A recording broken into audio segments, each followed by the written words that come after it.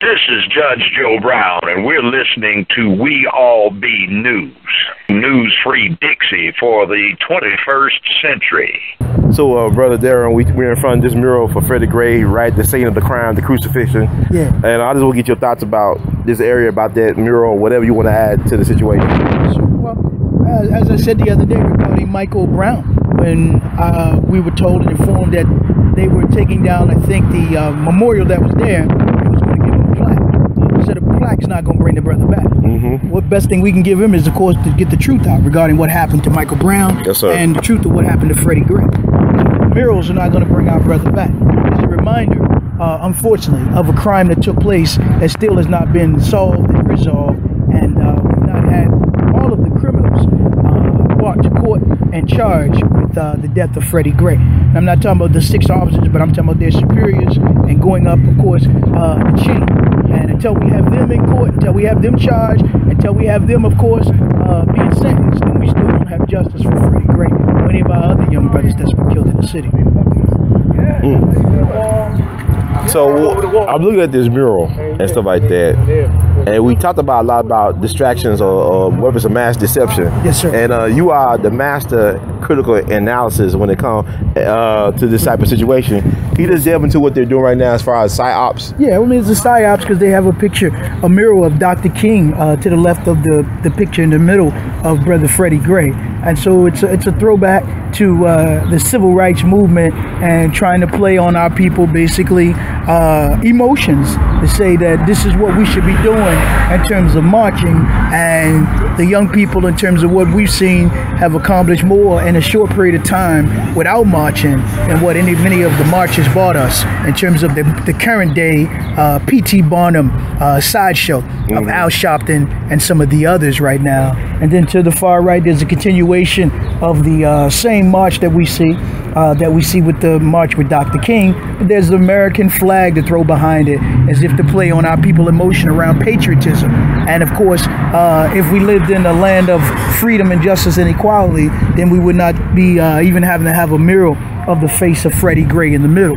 So it really, to me, speaks of the hypocrisy on this day that is called Memorial Day, that you actually have a young black man in the middle of this mural, and to the left of him and to the right of him are those that are fighting for the rights that he was supposed to have protected under these flags of the United States of America, and those rights were not protected nor respected, but only neglected. And you know, I also thinking when standing with you, Brother Muhammad, I'm thinking about, look at this mirror, I'm thinking about what Malcolm told us about when the message to the grassroots and whatnot, about how they financed the Negro Revolution, how the federal government finances the Negro Revolution, but the Black Revolution is controlled by God.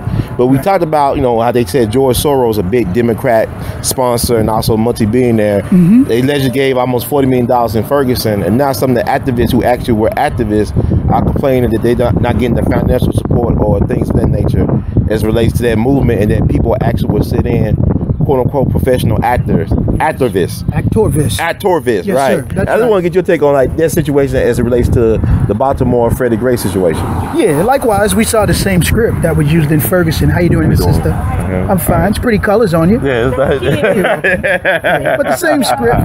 You're welcome.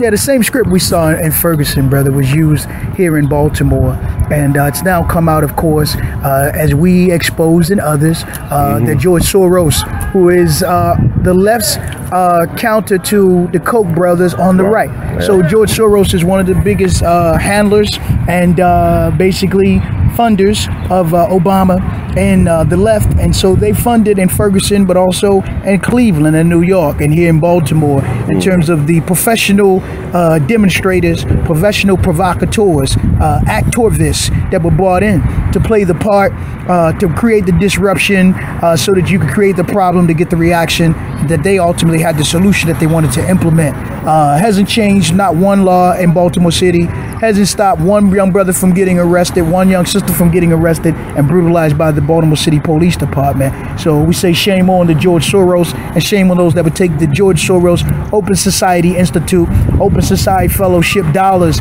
in order to try to play this trick on our people, to make them think that they're going to get justice, and nothing could be further from the truth. But it also plays into the White House plan to federalize the police departments, to militarize the police departments, and if they really wanted to make a change, they didn't make a change in changing one law in the state of Maryland to further protect blacks' rights, or to strip the police departments from the enormous amount of power that they have, that when an incident such as this happens, they got 10 days before they have to be questioned.